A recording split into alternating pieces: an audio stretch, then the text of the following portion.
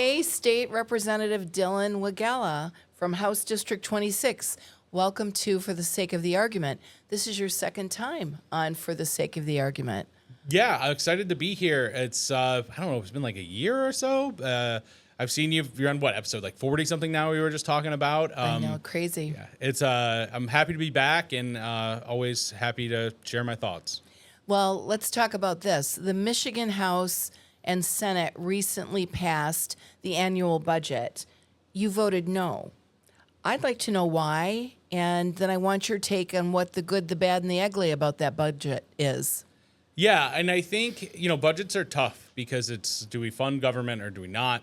But first, I think I'll talk about the process first. And I think there were only 7 of us who voted no and 2 Democrats who voted no, me and Regina Weiss. So 5 Republicans? I think 5 Republicans voted Okay. no. And so right now, just to set the dynamics, Republicans control the House, Democrats control the Senate, and obviously we have a Democratic governor. But on budget night, we started session at 12 p.m. On Thursday, and the budget didn't get passed until like 8:30 in the morning the next day. That's because people are making deals, right?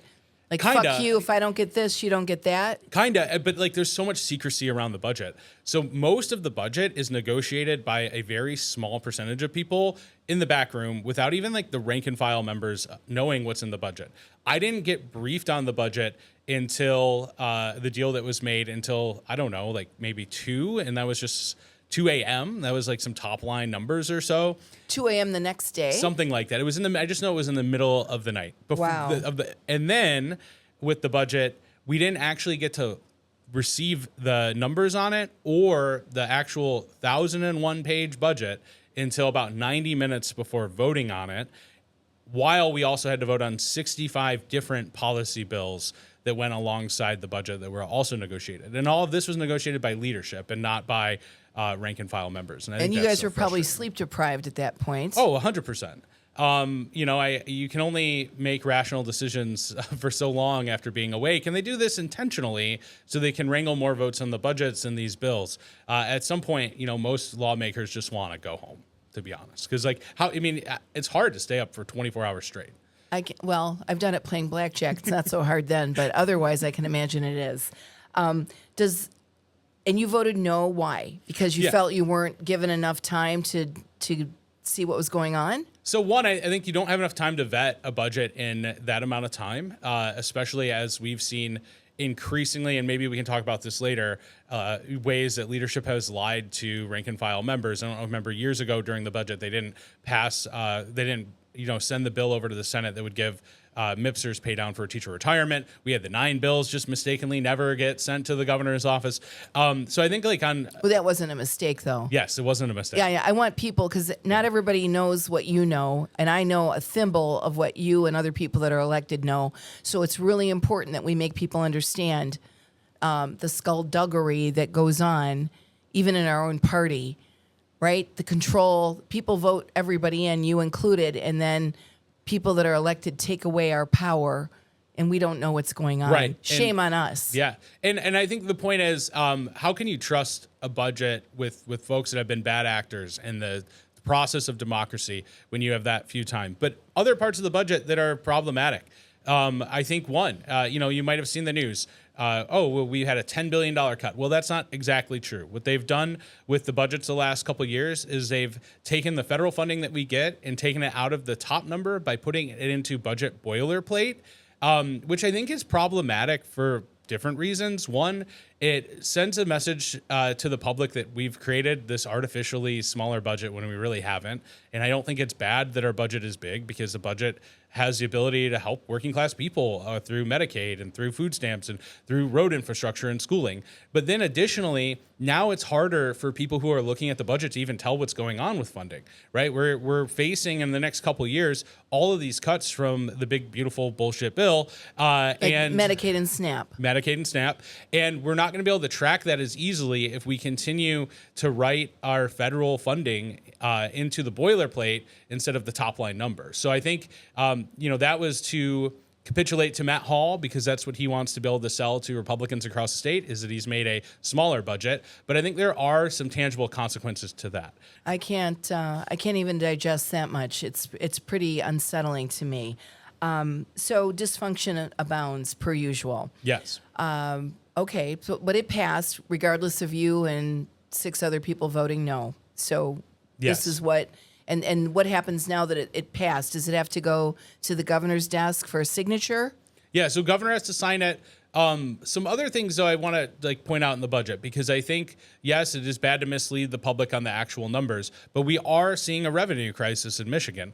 The general fund was down about $1 billion, and you're going to see a lot of Democrats say that is because of the federal cuts, which is kind of true. But not entirely. And let me just explain. And this is a little wonky. So what you're saying is a portion of that is attributable to the federal cuts. Yes, but we haven't seen the cuts yet. What we're seeing is we have to spend money on work requirements so that we can continue to pull and drag down Medicaid dollars. So we are protecting Medicaid in the budget, but we're not facing all of the cuts that the big beautiful bill is going to have yet. That's still going to come over the next 10 years, and that's going to be about $2.6 or so billion.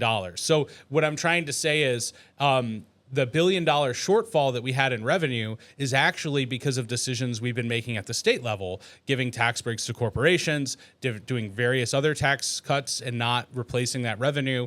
So like DTE, those tax cuts? Not DTE in specifically.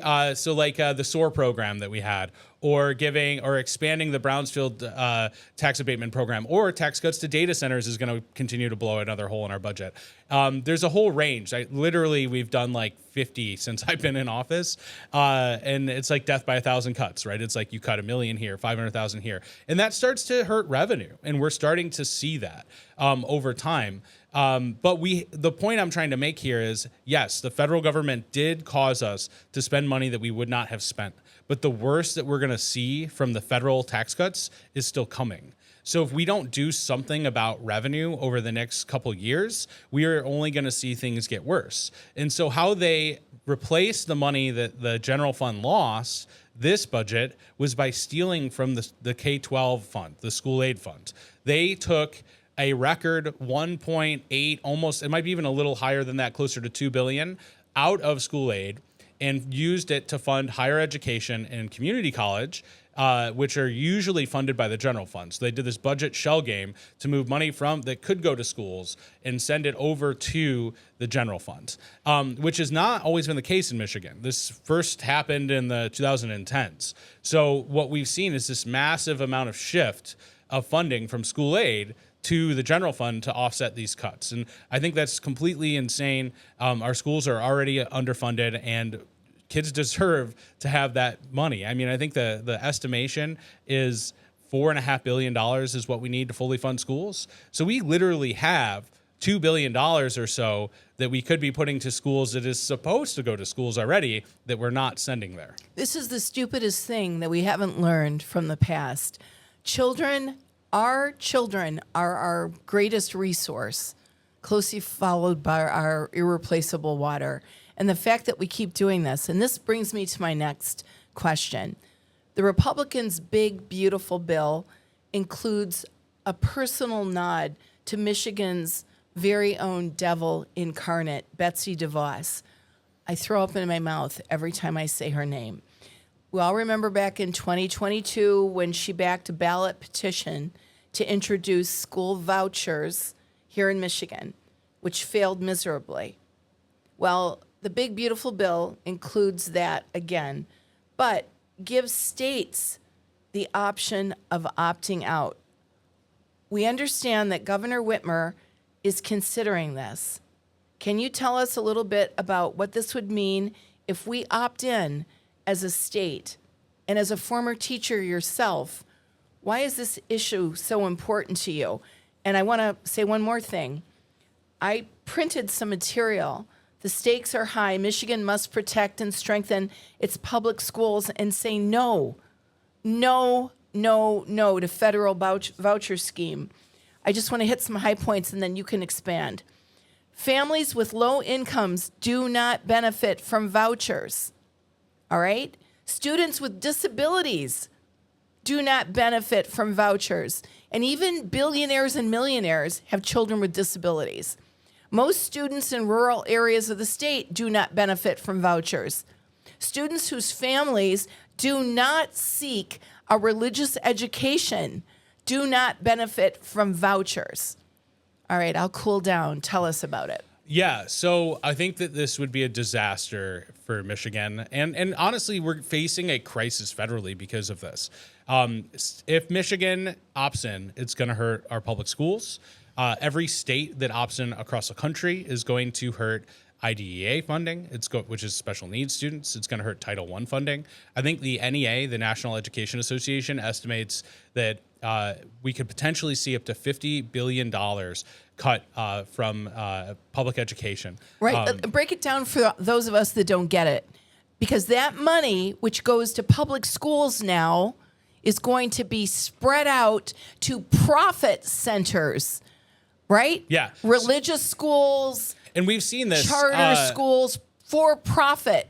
It's insane. And we've seen this play out in Arizona. You know, I used to teach in Arizona. I taught out there for 5 years. They created one of the most expansive voucher schemes in the country. And what we're seeing is we are seeing people spend that money on a wild range of things. We've seen over $1 million be spent on Legos. We've seen money spent for lingerie and diamond rings and like, kid you not, like kitchen cooking equipment. And so they've blown this massive hole in their state budget they have to fill. But with the federal program, what we're going to see is it's going to siphon kids away from public schools. It's going to benefit for-profit private schools that are probably just going to raise their tuition because they're going to be receiving students and scholarship money from students from this program.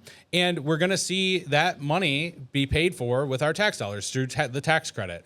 And what's so insane about this is that $50 billion number is so big. We literally, if we took $50 billion and injected it to, special needs funding or low income funding, it would make a transformational change for public school students across the country. So instead, the administration is finding ways to, benefit the wealthy instead of working class people in public schools. This is exactly what Betsy DeVos wants to see happen. And it is absolutely a betrayal of Michigan families if the governor opts us into the system. And the governor's been doing some things that not everyone understands lately. Maybe not even lately. So do you think she's going to?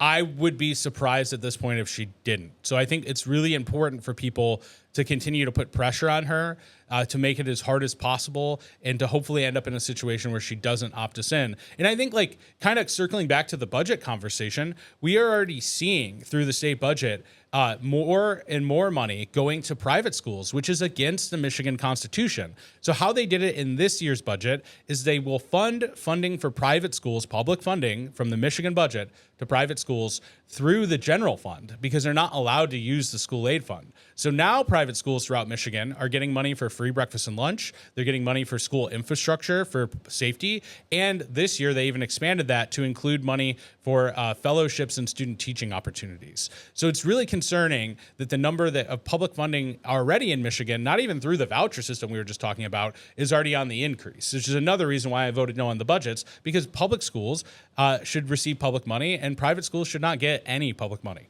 I agree. When I have 4 kids, they're all through high school. Some are in college, some are launched, and we never sent them to private school. We could have afforded to do that, but we believe in what public school provides and supporting that.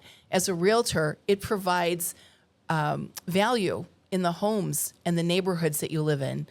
I have many clients that base their decision on where they want to live on where the public schools are in relation to that address. So I hope the governor does the right thing. Speaking of the governor, again, a few weeks ago, Governor Gretchen Whitmer vetoed 9 bills that the Supreme Court of Michigan required Speaker Matt Hall to release. They ended up on the governor's desk. She vetoed them. How important were those bills?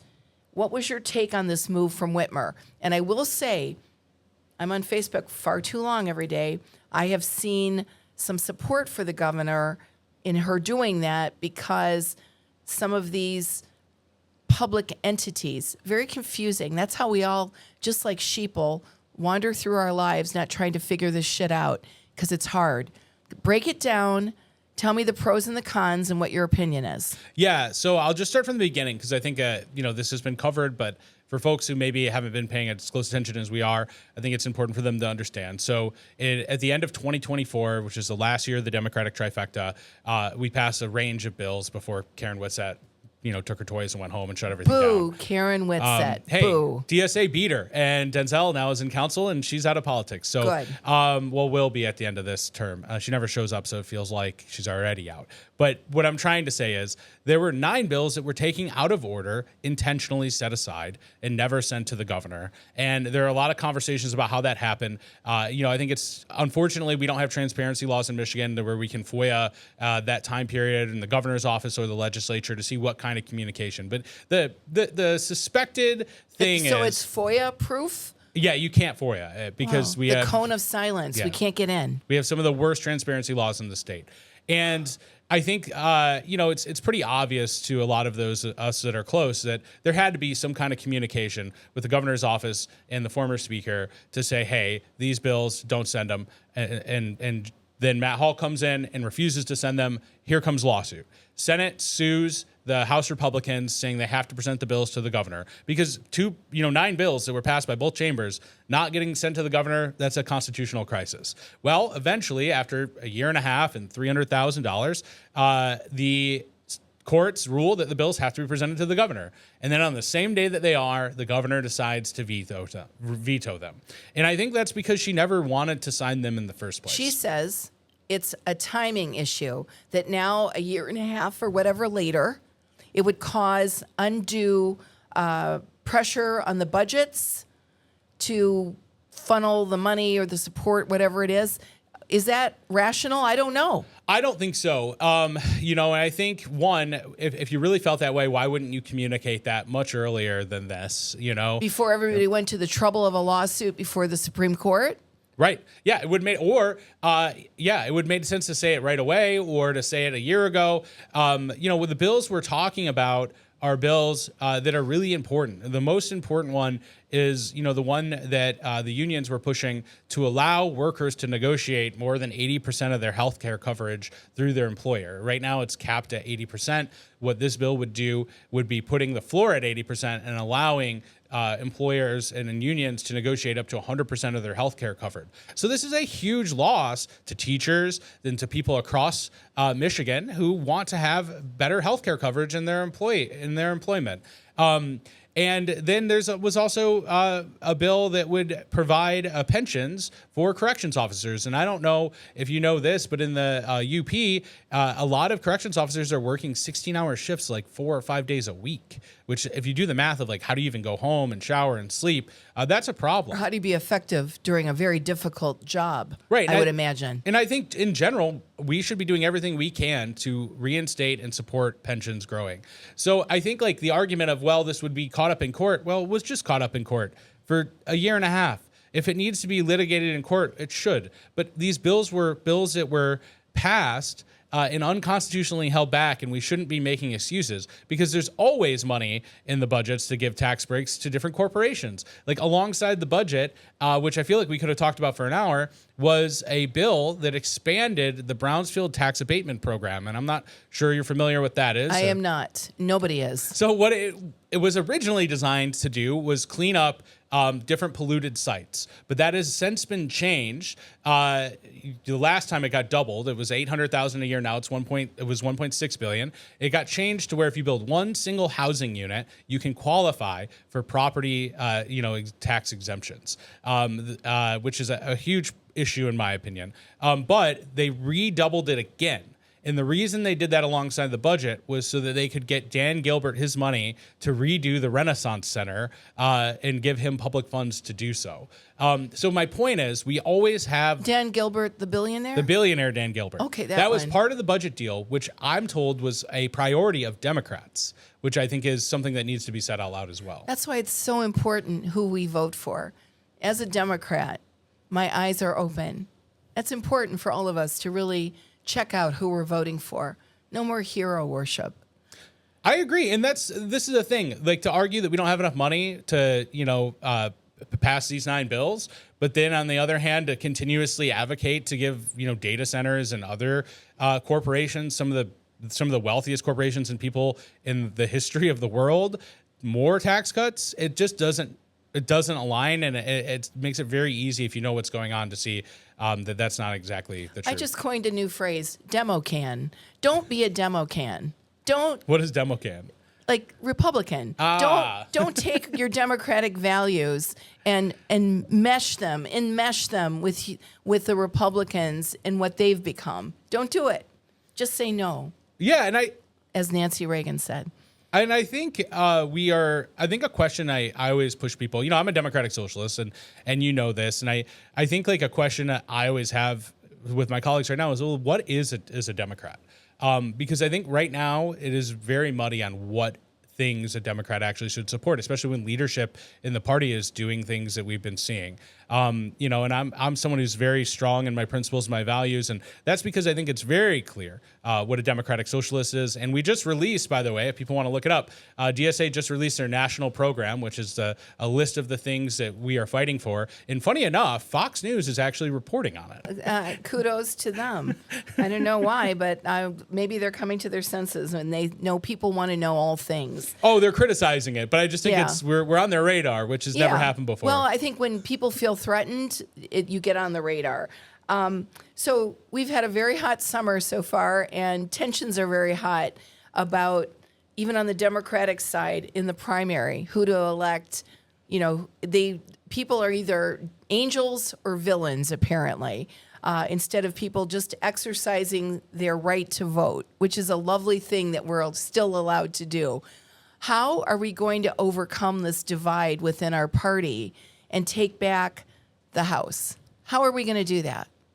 I think it's a good question. I think the most important thing we need to be asking ourselves as elected officials is how can we put up a message that is true, number one, and how do we stick to that truth, but that is going to bring working class people out, is going to get them excited, and is going to be something worth fighting for. And I think what we have seen, in my opinion, over the last several election cycles, especially with the people we're running at the top of the ticket, is they haven't been running a really inspiring message, right? And what that's led to is essentially, how does Donald Trump win twice? I think it's a really deep question that we have to ask ourselves is, are we not putting forward a message that is connecting with working class people, right? People need healthcare. They want strong schools. They don't want their money being sent overseas to bomb children. Like, there are some really obvious things to me that I think if we can come to agreement on those simple things, it would be a message that is strong enough to convince our base they actually want to come out and support it. I guess we'll see. I think, though, that the divide is actually healthy in some ways, because I think there are some debates we need to have in the Democratic Party. Like what things are our true values and what aren't. I think you hit the nail on the head. It doesn't matter, Democrat, Independent, Republican, write-in, whatever it is. People have to get concerned about what each individual candidate stands for. I want to ask you, as a democratic socialist, I have a whole lot of friends at my age that I've had over the years. I can't tell you how many of these very bright, rational people that I've known for years, their hair, and they're Democrats, their hair's on fire over democratic socialism.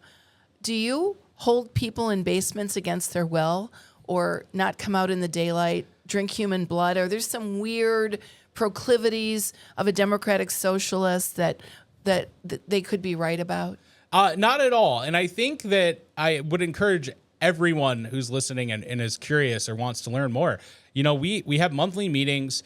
I think what's so beautiful about DSA is it is one of the most democratic organizations out there. It is one where members truly get a say in where the organization goes.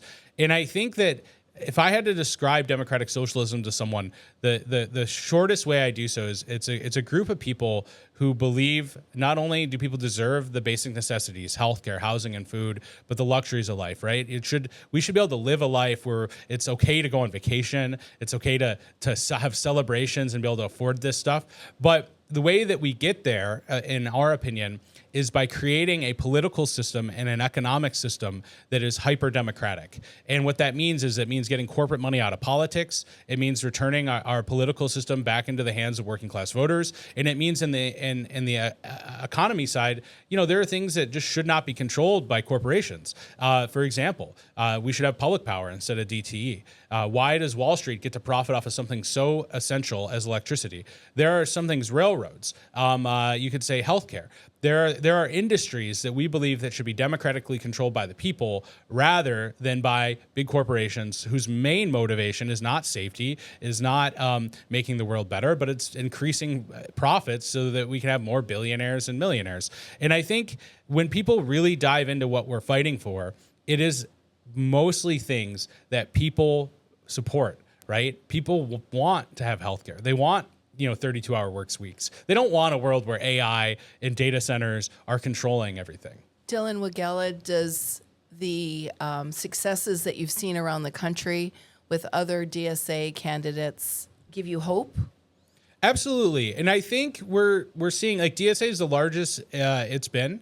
I think we are currently the largest socialist organization that has existed in this country. Not if you adjust for like population over time. We're still behind the early 1900s, the days of Eugene Debs. But we're growing. And I think that the thing is, we're intentionally trying to build more people to organize in our movement. And that's the key, right? Yes, we're winning seats across the country. That is great. And that is going to hopefully do some things in these wheels of power. But the reality is, if we want a country where 3 people don't have more wealth in the bottom half, where we can afford to live, it's going to take hundreds of thousands, maybe millions of working class people organizing in a mass movement. And that's not going to happen overnight. And I think a lot of us are aware of that is, in my position, how can I use my position to encourage people to find their own power? For example, in Westland, we've been organizing recently, and we just convinced Flock to get canceled in Westland.